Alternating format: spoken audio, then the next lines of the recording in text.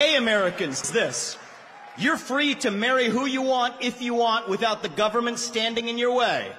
But that doesn't mean that boys get to compete with girls in girls sports or you do genital mutilation and chemical castration on our children. 예, 안녕하십니까.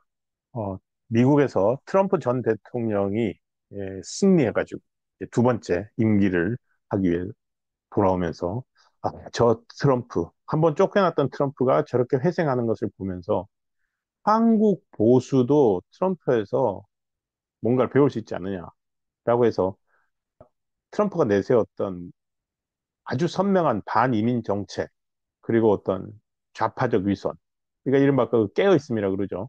뭐 백설공주가 흑인으로 나오고 뭐 심지어 뭐 인어공주까지도 더 유색인종이 나오고 이러면서 막 이건 너무 심한 거 아니냐라고 하면서 가졌던 막연한 불안감 이런 걸 막 바로 대놓고 이제 공격을 하는 그걸 보면서 저 봐라, 트럼프처럼 오히려 보수적인 정체성을 앞세워서 정체성 정치를 우리도 해야 된다. 어? 그런 얘기들을 합니다.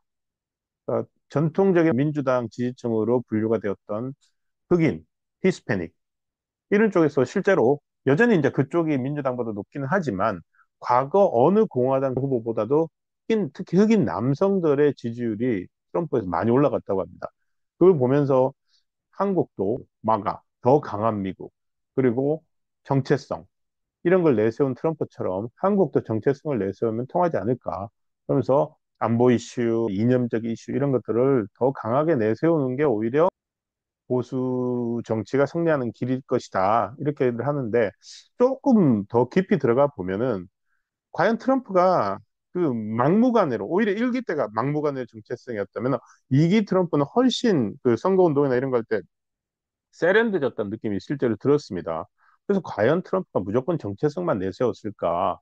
이런 것들을 살펴보다 보면 훨씬 더 풍부한 내러티브, 서사를 제공했다는 걸 알 수 있습니다. 물론 반이민, 반소수자 정책 뭐 이런 것들 기존 트럼프를 떠올리게 하는 어떤 그런 내용들은 있습니다만 이런 단순한 주장들만으로는 2기 트럼프 정부를 이렇게 설명하기 힘들 거다. 이런 분석들이 나옵니다. 실제 내부를 들여다보면은 좌파적 위선 이런 걸 공격을 하면서도 단순히 그걸 이제 네거티브한 공격만 한 게 아니라 그거에 대해서 이렇게 상당한 위기감을 느끼면서도 드러내지 못하는 이른바 중도층, 그 사람들이 선택할 수 있는 어떤 이슈들, 선택할 수 있는 메시지를 제공했다는 걸 알 수 있습니다.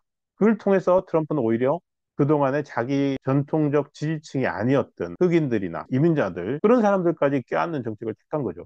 그러니까 여론조사에선 드러나지 않았던 압도적인 승리를, 그래서 뭐 펜실베니아 이런 그런 경합주로 분류됐던 지역에서도 트럼프의 압승을 거둬낼 수 있었던 겁니다. 그래서 도대체 그러니까 이게 선거 때는 잘 안 보이다가 끝나고 난 다음에 여러 이제 해석들이 나오면서 저는 이 사람을 발견을 했습니다. 대선 기간에 그 공화당 경선 쪽에서는 전당대회 트럼프와 경쟁했던 사업가,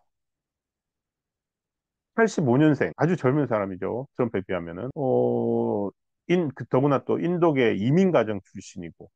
근데 이 사람이 나와서 이른바 깨어있는 좌파들, 이런 사람들이 미국의 정신을 망치고 열심히 일하는 일반적인 미국 시민들을 잠재적인 가해자로 몰고 가고 있다. 이런 식의 주장을 합니다. 그런데 그게 상당히 설득력이 있습니다.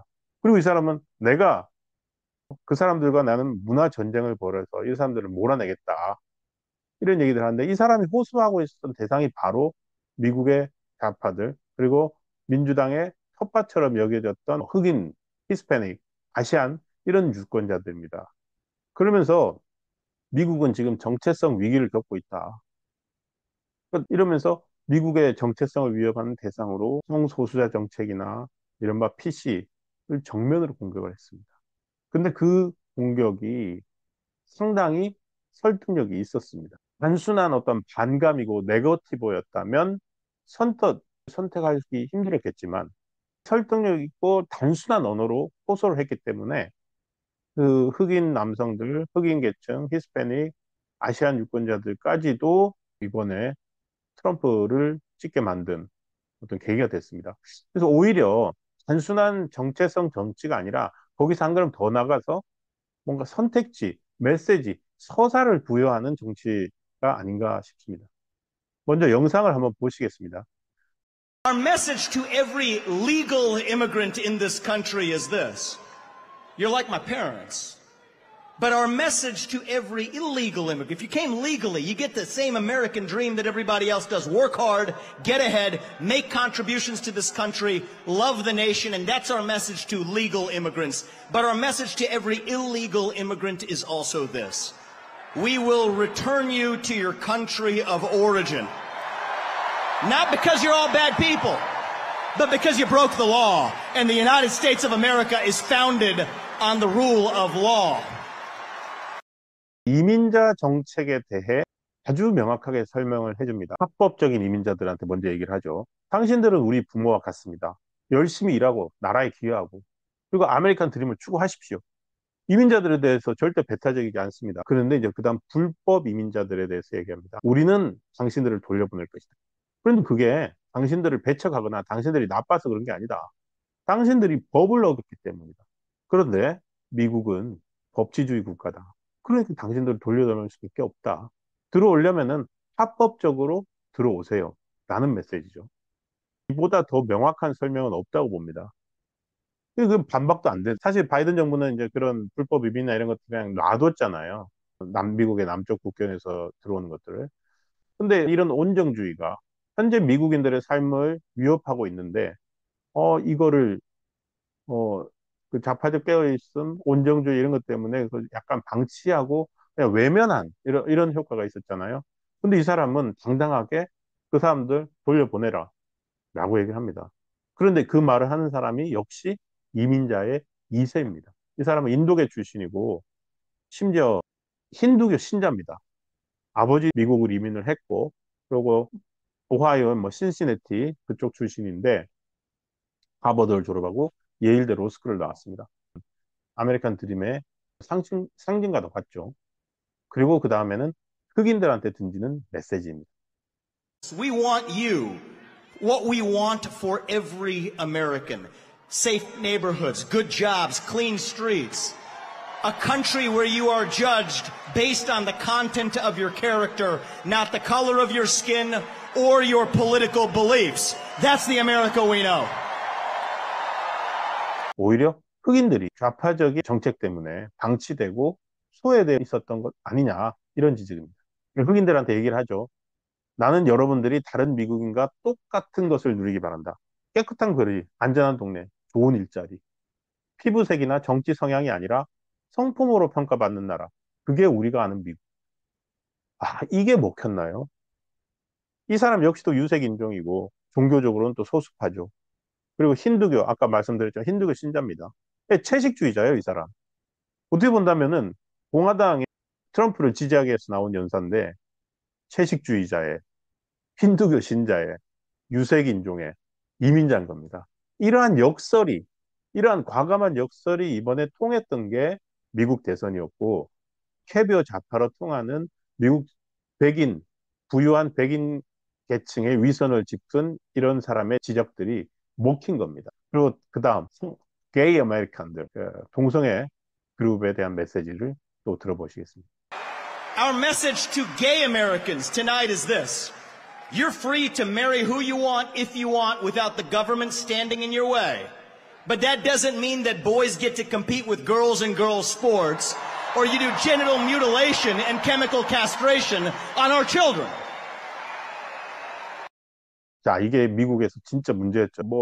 어느 정도까지는 모르겠는데, 아이의 어떤 성적 선택권, 결정권, 이런 걸 존중해가지고, 부모한테 통제하지 않고도 아이랑 상담을 통해서만 어떤 국가 어떤 보조 이런 걸 받아가지고 아이의 성전환도 가능하게 하는 그런 것까지도 생각하고 있었던 게 미국식 민주당, 미국식 깨어있음이라고 합니다. 근데 그거는 어떻게 본다면은 남자와 여자의 성적 결합과 결혼, 이걸 통한 또 재생산, 어떻게 보면 인류의 영속성, 그걸 위협하는 거죠. 근데 전 사실 보수의 고민은 어떤 영속성이 이런 게 있지 않습니까? 이게 마치 이제 소수자를 탄압하고 이런 거다라는 인식만 사람들, 그러니까 선뜻 대놓고 동성애 차별적 발언 이런 말 못합니다. 한국도 이미 그렇죠. 그런데 그걸 너무나도 쉬운 언어로 생활의 언어로 바꿔서 지금 이 라마스와미는 보수 유권자들에게 던진 거죠. 그래서 쉽게 나는 트럼프 같은 사람은 아닌데 라고 생각하는 사람들조차도 그래 저건 아니지 라고 해서 보수를 지지할 수 있게 메시지를 던진 겁니다. 그러니까 선택할 수 있는 거를 정말 많이 제한해 준 거죠. 한국의 보수가 이런 걸 배워야 된다고 생각합니다. 사실 한국 보수 정체성 갖는 것도 중요하죠. 그런데 한국 보수가 맨날 반공, 건국절, 친미, 심지어 뭐 친이스라엘까지. 그런데 그러니까 본인이 보수적 정체성을 갖고 있으면서도 선뜻 보수에 대해서 손을 내밀거나 보수라고 밝히거나 아니면은 투표 행위에서도 보수를 찍지 못하는 사람들한테 다양한 선택지를 매우 쉬운 언어로 주고 있는 거. 이게 저는 이번 2기 트럼프 선거 운동의 포인트였다고 생각합니다. 이렇게 해야지만이 중하층 노동자 계급, 자영업자, 중산층들 이런 사람들한테 어필을 할 수 있습니다. 그런데 말입니다. 지금 한국 보수는 어떻게 합니까? 이 세대를, 그다음 계층을 공략할 생각을 해야 되는데, 지금 전혀 그런 거 없이 그냥, 그러면은요, 나중에 소수화될 수밖에 없거든요. 이재명 후보나 민주당에 내세우는 저 기본소득, 온갖 무상구호 이런 거, 앞으로 어떻게 이겨낼까? 많은 사람들이 트럼프 지지 유세를 하고 했지만, 정말로 쉬운 언어로 보수의 메시지를 다양하게 전달하고 그 다양한 메시지를 선택할 수 있게 만든 것이 트럼프의 압승의 비결이었다고 생각합니다. 그냥 쉽게 포기하고, 안 돼. 영남과 뭐, 강남 3구 이것만 갖고 버티겠다는 보수한테는 큰 메시지를 전달하는 거 아닌가. 배워야 될 지점이 그게 아닌가 싶습니다. 사실 저는 민주당이 지금 보이고 있는 태도 보면 한심하거든요. 민주당 커뮤니티를 많이 가보는데 거기 민주당은 노동자 서민의 정당이라고 얘기를 하잖아요. 그러니까 기본소득도 내세우고. 그런데 그 윤석열 대통령 당선되고 난 다음에 어떤 말들이 돌았냐면 표를 분석했겠죠.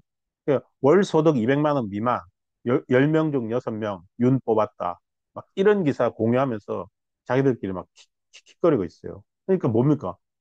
못 사는 사람들이 윤석열 찍었대. 그래도 우리는 좀 어느 정도 살고 배운 사람들이잖아. 이번에 졌지만 우리가 다음에 이길 거야. 이러면서 스스로 자기 위안을 하고 있더라니까요.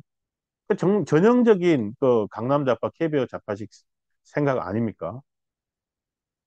저런 사람들한테 과연 이걸 맡겨야 되느냐. 그래서 다음 뭐 지방선거, 총선, 대선 이런데 정체성 정치 이런 거 내세우기보다는 훨씬 세련된 언어로 보수의 메시지를 전달하는 방법을 고민을 해야 된다. 이런 말씀을 드리려고 오늘 한번 영상을 준비해 봤습니다. 감사합니다.